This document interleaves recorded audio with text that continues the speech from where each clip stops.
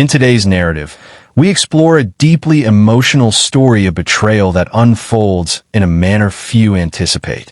Betrayal, especially within the confines of a romantic relationship, often catches individuals off guard, leaving them grappling with heartbreak and the need for self-discovery.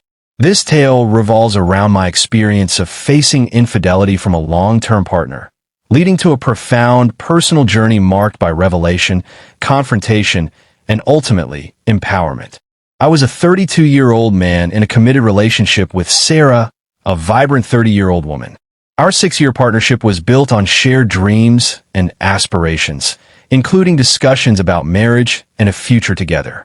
We cohabitated and had pooled our finances, establishing a joint savings account that reflected our commitment to a life together. Sarah's career in marketing often took her to various events, and while I admired her independence and trusted her implicitly, I was perhaps too lenient in my vigilance regarding our relationship. In the beginning, the signs of her potential unfaithfulness were subtle and easily dismissed.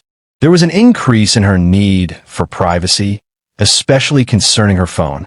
I noticed she was spending more nights out with colleagues, and our emotional connection seemed to wane as she became more distant. Initially, I attributed these changes to the pressures of her job. When I expressed my concerns, she reassured me that I was merely overreacting, and I chose to trust her words, ignoring the growing unease in my gut. The turning point came when my friend Josh reached out with alarming news. He had spotted Sarah at a bar with another man, and he sent me a photo capturing them in a moment that felt too intimate. That image left me feeling sick. Seeking clarity in a situation that felt increasingly chaotic, I did something I never imagined I would do. I checked her phone while she was in the shower. The discovery was gut-wrenching. I found flirty messages concealed under a different name, which indicated that her infidelity had been ongoing for at least 3 months. The weight of that betrayal crashed down on me, and I was left reeling from the reality of what I had uncovered. Processing the betrayal took time. The next morning, I sat Sarah down for a serious conversation. Presenting her with the incriminating messages, I watched her face freeze in horror as she searched for a way to deflect the blame. She claimed that her actions were not serious and tried to insinuate that my emotional distance had driven her to seek comfort elsewhere.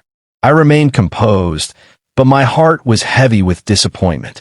I told her to pack her belongings and leave. Despite her tears and desperate pleas for forgiveness, my decision was resolute. I had reached a breaking point, and I felt it necessary to reclaim my life. She moved in with a friend as I began the difficult process of untangling our shared lives, finances, living arrangements, and emotional ties. In the weeks that followed, Sarah attempted to reconnect, seeking to discuss our relationship and express her remorse. However, my mind was made up, and I felt no obligation to entertain discussions that would lead to more heartache. I was determined to move forward without her.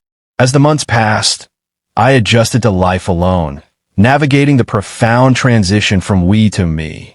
I found myself reflecting on the person I thought I knew, but I began to accept the reality of who she had shown herself to be.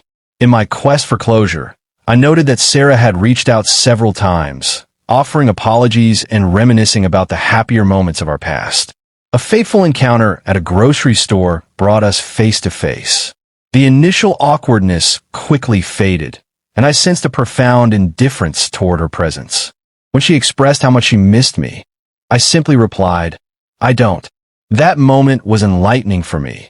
There was no anger, no lingering sadness, just a clear realization that I had moved on. Many have suggested that I should feel fortunate to have discovered her betrayal before we committed to marriage or started a family. I wholeheartedly agree with this sentiment.